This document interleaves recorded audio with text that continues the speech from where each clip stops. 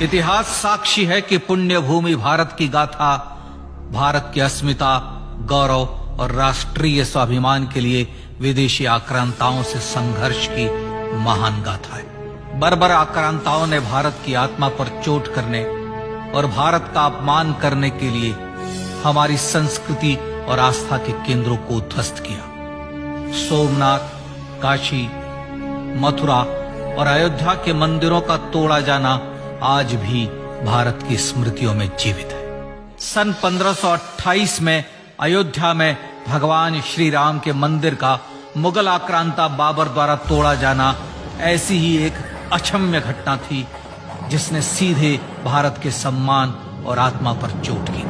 कारण साफ था, अयोध्या के श्री राम के मंदिर पर आक्रमण भारत की आत्मा पर आक्रमण था। जहां हर भारतीय के रोम रोम में राम बसते हैं, वह भारत यह अपमान कैसे सहता। राम मंदिर पर आक्रमण भारत को आहत कर गया था। विदेशी हमलावर अपनी बर्बरता दिखाते गए और भारत अपने आत्मगौरव को फिर से पाने के लिए संघर्ष करता रहा। भारत रामलला के जन्म स्थान पर बाबर के नाम पर बने एक ढांचे को देखता और उसे हटाने का संकल्प लेकर शक्ति संजोया करता।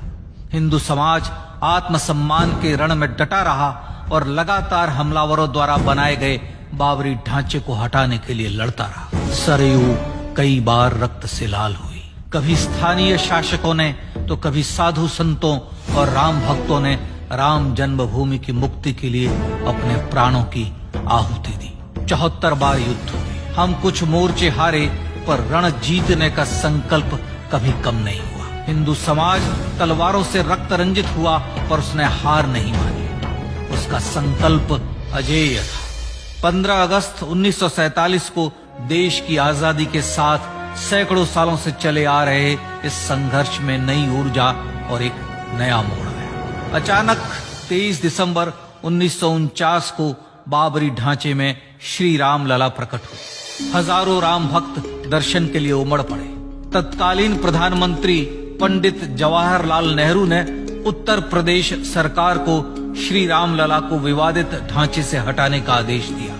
उत्तर प्रदेश सरकार ने अयोध्या के कलेक्टर को यह काम दिया और यह निर्देश भी कि जरूरत पड़ने पर वे बल का प्रयोग भी करें। अयोध्या के कलेक्टर ने सरकार को उत्तर दिया कि यह नरसंहार के बिना संभव नहीं है, और फिर भी वह ऐसा चाहती है तो किसी दूसरे कलेक्टर से यह काम करवा ले। परिणाम स्वरूप रामलला की मूर्ति वहीं विराजमान रही। विवादित ढांचे को बंद कर दिया गया। केवल पुजारी को सेवा अर्चना के लिए भीतर जाने की अनुमति थी। फिर भी राम भक्त विवादित ढांचे के बाहर से प्रभु श्री राम की आराधना करते रहे। भारत के हिंदू समाज के लिए चुनौतियां और बढ़ गई। मामला अदालत में गया। विपक्षी दलों द्वारा अदालत में भगवान श्री राम के अस्तित्व पर सवाल उठाए गए। उनके अयोध्या में ही जन्म लेने का प्रमाण मांगा गया। भारत का जनमानस अब आहत हो उठा था। आजाद भारत में भी हिंदू समाज को अपनी आस्था और श्रद्धा के लिए संघर्ष करना पड़ रहा था। चुनौतियों के इस समय में सन 1984 में विज्ञान भवन दिल्ली में विश्व हिंदू परिषद ने धर्म संसद का आयोजन किया। इस संसद में देश भर के संतों ने राम जन्मभूमि की मुक्ति के लिए आह्वान किया और राम जन्मभूमि मुक्ति यज्ञ समिति का गठन किया। धर्म संसद ने राम जन्मभूमि की मुक्ति और वहां भगवान श्री राम के भव्य मंदिर बनाने के भारत के जनमानस के संकल्प को फिर से दोहराया। विश्व हिंदू परिषद के नेतृत्व में मंदिर निर्माण के लिए पूरे देश में अभूतपूर्व आंदोलन की शुरुआत हुई। श्री राम जन्मस्थली मुक्ति यज्ञ समिति के साथ देश भर में राम जानकी की रथ यात्राएं निकली। राम लीलाओं में राम कथा के माध्यम से भारत का आम जन फिर से जुटा। अब सबके मन में एक ही प्रण था, एक ही लक्ष्य था। अयोध्या में जन्मभूमि पर भगवान श्री राम के भव्य मंदिर का निर्माण। सन 1989 में विश्व हिंदू परिषद द्वारा गांव-गांव से रामशिला पूजन करके अयोध्या भेजी गई। 2,75,000 गांवों से रामशिलाएं अयोध्या पहुंची। भव्य राम मंदिर के शिलान्यास का निर्णय हुआ। पूज्य संत महात्माओं और हिंदू समाज के अन्य प्रमुख नेताओं के निर्णय के अनुसार अनुसूचित जाति के प्रमुख नेता श्री कामेश्वर चौपाल ने 9 नवंबर 1989 को मंदिर निर्माण का पहला पत्थर रखा। राम जन्मभूमि पर मंदिर निर्माण के लक्ष्य की पूर्ति के लिए सन 1990 में सोमनाथ से अयोध्या के लिए श्री लाल कृष्ण आडवाणी ने रथ यात्रा की शुरुआत की। देश में जन भावनाओं का ज्वार उमड़ने लगा। श्री लाल कृष्ण आडवाणी के रथ यात्रा के साथ साथ मंदिर के लिए जन समर्थन बढ़ने लगा और छद्म सेकुलरवाद बेनकाब होने लगा। इस जन आंदोलन को रोकने की तमाम कोशिशें हुई पर सब व्यर्थ हुई। विश्व हिंदू परिषद ने देशवासियों से अयोध्या में जन्मभूमि पर मंदिर निर्माण के लिए 30 अक्टूबर और 1 नवंबर 1990 को कार सेवा का आह्वान किया। परिणाम स्वरूप लाखों राम भक्त कार सेवा के लिए देश के कोने कोने से अयोध्या आए। इससे देश की एकात्मता का विराट दर्शन हुआ। कार सेवकों को रोकने के लिए उत्तर प्रदेश के तत्कालीन मुख्यमंत्री श्री मुलायम सिंह यादव ने अयोध्या में परिंदे को भी पर न मारने देने की घोषणा की। स्थितियां गंभीर हो गई। अयोध्या से 100-100, 200 किलोमीटर दूर रेलगाड़ियां रोक दी गई। अयोध्या युद्ध भूमि बना दी गई। मार्ग बंद, रेल बंद, चप्पे चप्पे पर पुलिस। अयोध्या सैनिक छावनी में बदल गई। राम नाम पर ऐसी पाबंदी कि अर्थी ले जा रहे लोगों तक को रोका गया क्योंकि वे राम नाम सत्य कह रहे थे। लेकिन सैकड़ों किलोमीटर की यात्रा कर कार सेवक अयोध्या पहुंचने लगे। राम के गीत गाते, होठों पर हंसी और पांव में छाले लिए राम काज के लिए राम भक्त देश विदेश से अयोध्या पहुंच ही गए। कार सेवकों पर गोलियां चली। अनेक कार सेवक शहीद हुए।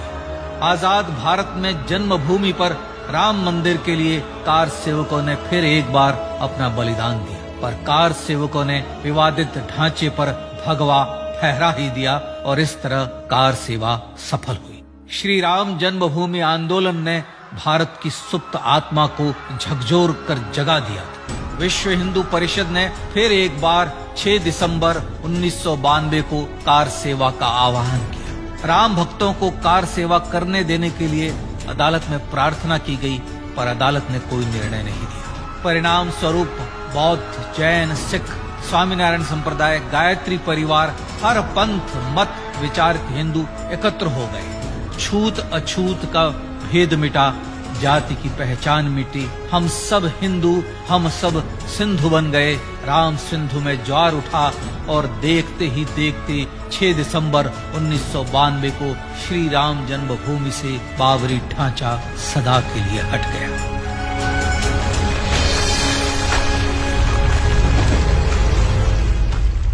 यह क्षण शौर्य, न्याय और सत्यमेव जयते का क्षण था। यतो धर्मस्ततो जय का क्षण था। पर संघर्ष की गाथा यहां जाकर भी नहीं रुकी। छद्म सेकुलरवादियों द्वारा भारत और भगवान श्री राम के इतिहास को झुठलाने के लिए अदालतों में चुनौतियों का सिलसिला चलता रहा, जो 1950 से चल रहा था। हिंदू सिखों के बीच से गुजरते हुए भगवान श्री राम का दर्शन करने के लिए विवश थे। यह स्थिति थी आजाद भारत में श्री राम और राम भक्तों की। पर सत्य को तो जीतना ही था।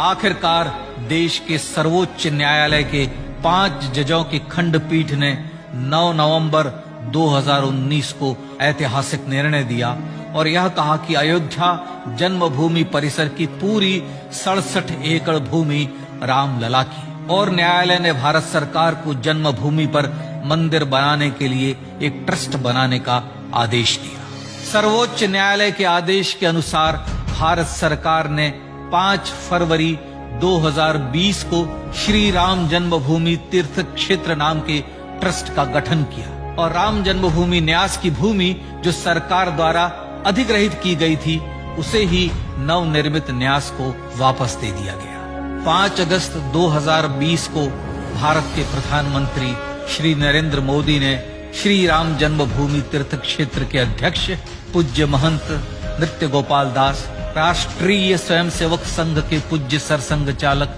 डॉक्टर मोहन भागवत एवं उत्तर प्रदेश के मुख्यमंत्री श्री योगी आदित्यनाथ की उपस्थिति में श्री राम जन्मभूमि पर भगवान श्री राम के भव्य मंदिर के लिए भूमि पूजन कर निर्माण कार्य का शुभारंभ किया। इस तरह लगभग 500 वर्षों से राम जन्मभूमि की मुक्ति के संघर्ष का पटाक्षेप हुआ। अपने आत्मसम्मान और राष्ट्रीय अस्मिता के लिए इतना लंबा संघर्ष विश्व के इतिहास में बेजोड़ है। श्री राम भारत की आत्मा, भारत की परिभाषा, हमारे राष्ट्रीय आदर्शों और जीवन मूल्यों के प्रतिनिधि मर्यादा पुरुषोत्तम हैं, जो हर हिंदू के होठों पर जन्म से मृत्यु तक रहे, बस यही हर हृदय में प्रार्थना होती है। राम भारतीय राष्ट्रीय स्वाभिमान और आसेतु हिमालय से समुद्र पर्यंत तक जन जन को एकात्मता के बंधन में बांधने वाले रक्षा सूत्र है। अयोध्या स्थित श्री राम जन्मभूमि पर बाबर का हमला वास्तव में भारत के स्वाभिमान और राष्ट्रीयता पर हमला था। प्रधानमंत्री श्री नरेंद्र मोदी द्वारा श्री राम जन्मभूमि पर राम मंदिर का पुनः निर्माण न केवल बाबरी मानसिकता का पराभव है, बल्कि संपन्न, सुखी, सुसंस्कृत, सर्वशक्ति संपन्न स्वराष्ट्र का सूर्योदय भी है। यह उस राम राज्य की दिशा में वह कदम है जिसकी अभिलाषा राजराजेंद्र चोल, कृष्णदेव राय, छत्रपति शिवाजी महाराज से लेकर महात्मा गांधी तक ने की थी। अयोध्या में जन्मभूमि पर भगवान श्री राम का मंदिर न सिर्फ राष्ट्रीय गौरव होगा, बल्कि वह श्री राम के आदर्शों का राष्ट्र मंदिर होगा। अब वह महान संकल्प पूरा होने जा रहा है। आइए इस राम यज्ञ, राष्ट्र यज्ञ में जिन ज्ञात और अज्ञात भारतीयों ने अपनी आत्माहुति दी है, उनका पुण्य स्मरण कर उन्हें श्रद्धांजलि दें।